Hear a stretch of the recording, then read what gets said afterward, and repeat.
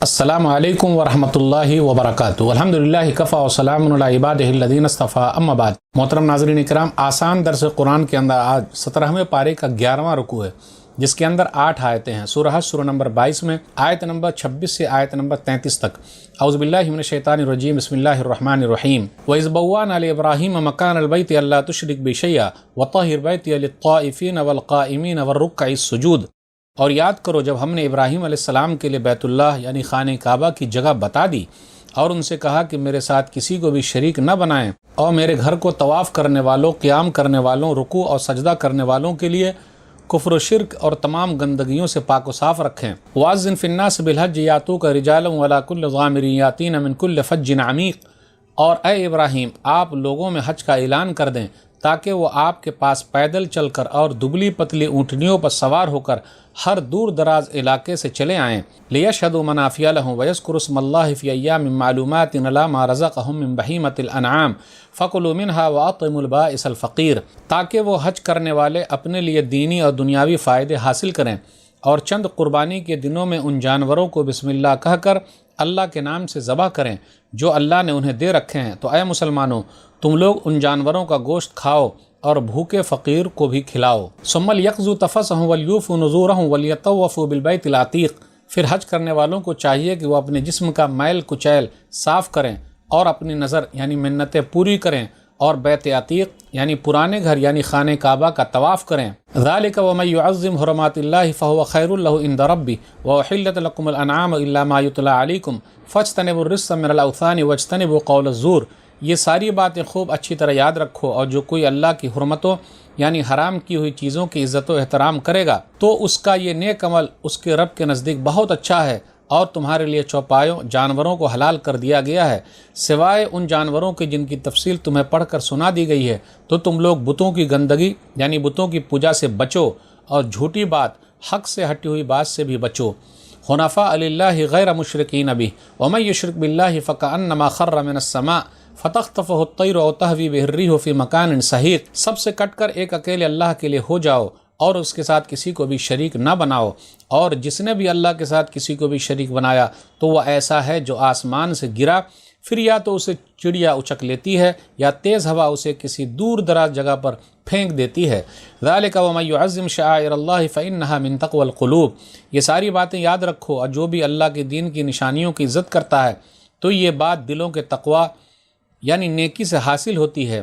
لکم فیہا منافع الی اجل مسمی ثم محلھا الی البیت العتیق۔ اے لوگو، تمہارے لیے ان قربانی کے جانوروں سے ایک مقررہ وقت تک فائدہ اٹھانا ہے، پھر ان کے ذبح کرنے کی جگہ پرانے گھر یعنی خانہ کعبہ کے آس پاس ہے۔ ناظرین کرام، آسان درس قرآن کے اندر آج 17ویں پارے کا 11واں رکوع ہے، جس کے اندر سورہ حج سورہ نمبر 22 میں 8 آیتیں ہیں، آیت نمبر 26 سے آیت نمبر 33 تک۔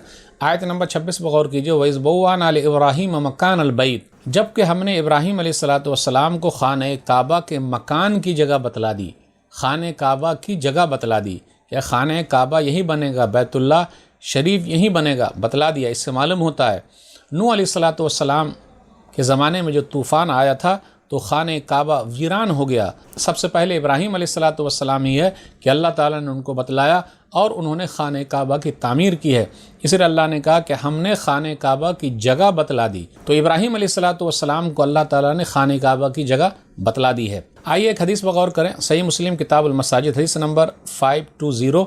ابو ذر رضی اللہ تعالیٰ عنہ نے کہا کہ میں نے رسول اللہ صلی اللہ علیہ وسلم سے پوچھا کہ زمین میں پہلی مسجد کون سی ہے؟ تو نبی صلی اللہ علیہ وسلم نے فرمایا المسجد الحرام، خانہ کعبہ بیت اللہ شریف۔ پھر کون سی؟ تو کہا المسجد الاقصی، مسجد اقصی جو بیت المقدس ہے فلسطین میں۔ دونوں میں کتنے سال کا وقفہ ہے؟ تو نبی صلی اللہ علیہ وسلم نے فرمایا 40 عاما، 40 سال کا وقفہ ہے۔ 40 سال پہلے مسجد حرام، پھر 40 سال کے بعد مسجد اقصی بیت المقدس بنی ہے۔ خانہ کعبہ کی تعمیر کا مقصد کیا ہے؟ مسجد جو بنائی جاتی ہے، تمام مسجدوں کا مقصد کیا ہے، لیکن خانہ کعبہ کی تعمیر کا مقصد کیا ہے؟ خانہ کعبہ کیوں بنا ہے؟ لا تشرک بی شیئا، میرے ساتھ کسی کو شریک نہ کرنا، صرف میری ہی عبادت کرنا۔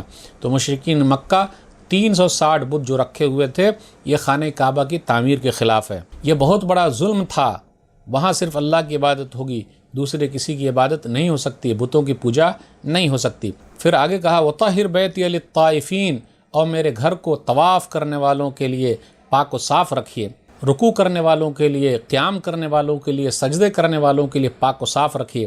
صفائی آدھا ایمان ہے۔ اس سے یہ بھی پتہ چلا کہ طواف کہاں کرنا ہے؟ خانہ کعبہ میں۔ طواف ادھر ادھر نہیں ہو سکتا، کوئی دوسری جگہ چلا جائے وہاں طواف کرے، گھومے، چکر لگائے تو اس کا وہ طواف قبول نہیں ہوگا۔ صفائی آدھا ایمان ہے۔ صحیح مسلم کتاب الطہارہ حدیث نمبر 223، الطہور شطر الایمان، صفائی آدھا ایمان ہے۔ اس لیے اللہ کے گھر کو پاک و صاف رکھیے۔ دیکھ لیجئے کہاں بیت الخلاء صحیح نہیں ہے، ٹوائلٹ صحیح نہیں ہے، وضو خانہ صحیح نہیں ہے۔ اس لیے جو لوگ ذمہ دار بنے انہیں چاہیے خوب اچھی طریقے سے صاف صفائی کرے۔ الحمدللہ آج آپ چلے جائیے خانہ کعبہ، صفائی کا کتنا بہترین اہتمام ہے۔ مدینہ چلے جائیے، صفائی کا کتنا بہترین اہتمام ہے۔ اس لیے مسجدوں پر خرچ کیجئے، صفائی کا خیال رکھیے، سب سے اہم چیز ہے۔ آیت نمبر 27، 28، 29 بغور کیجئے۔ اللہ تعالیٰ نے ابراہیم علیہ السلام سے کہا آپ حج کا اعلان کیجئے، لوگ دور دراز سے چلے آئیں گے۔ وہ آواز جہاں تک پہنچی ہے قیامت کی صبح تک لوگ حج کرنے چلے جائیں گے۔ حج کے فائدے بیان کیے گئے، لیشہدوا منافع لہم، وہاں جا کر لوگ فائدے کی چیز دیکھیں۔ حج جو ہے ایک سالانہ کانفرنس ہے، لوگ پوری دنیا سے آتے ہیں، کیا کالے کیا گورے، امیر فقیر غریب، سب لوگ وہاں موجود ہیں۔ سب کا ایک ہی لباس ہے، سب کی زبان پر ایک ہی ترانہ ہے، لبیک اللہم لبیک، لبیک لا شریک لک لبیک، ان الحمد والنعمت لک والملک لا شریک لک۔ پھر وہاں مختلف قسم کی چیزیں نظر آتی ہے، تجارت بھی ہے وہاں، تو فائدے کی چیزیں لوگ وہاں جاتے ہیں، مسواک لے کر آتے ہیں، تسبیح لے کر آتے ہیں، پھر اسی طریقے سے مصلی لے کر آتے ہیں، زمزم لے کر آتے ہیں، کھجور لے کر آتے ہیں، سونا چاندی زیورات بھی لے کر آتے ہیں، تو فائدے کی چیز تو ہے ہی۔ پھر آگے یہ کہا گیا آیت نمبر 30 پر غور کیجئے، جھوٹ سے دور رہنا ہے، وَاجْتَنِبُوا قَوْلَ الزُّورِ، جھوٹی بات سے بھی دور رہنا ہے، جھوٹی گواہی سے بھی دور رہنا ہے۔ لوگ ایک چائے پر بک جاتے ہیں، جھوٹی گواہی دیتے ہیں، اللہ کے واسطے بچ کے رہیے۔ شرک کرنے والوں کا انجام بتایا گیا، جو اللہ کو چھوڑ کر دوسروں کو پوج رہے ہیں، ان کی حقیقت کیا ہے۔ آیت نمبر 31 پر غور کیجئے، وہ گویا کہ ایسا ہے کہ چڑیا اس کو اچک لے جائے، آسمان سے گرا، چڑیے نے اچک لیا، یا پھر تیز ہوا نے دور پھینک دیا ہے، اس کی کوئی حیثیت نہیں، اس کا کوئی مقام نہیں، کوئی مرتبہ نہیں۔ تو ناظرین اکرام، آج کے درس میں بس اتنا ہی۔ اللہ سے دعا ہے کہ اللہ تعالی ہم لوگ قرآن کریم کو پڑھنے، پڑھانے، سمجھنے، سمجھانے، قرآن کریم پر عمل کرنے اور قرآن کے پیغام کو دنیا کے کونے کونے تک پہنچانے کی توفیق دے، آمین۔ والسلام علیکم ورحمۃ اللہ وبرکاتہ۔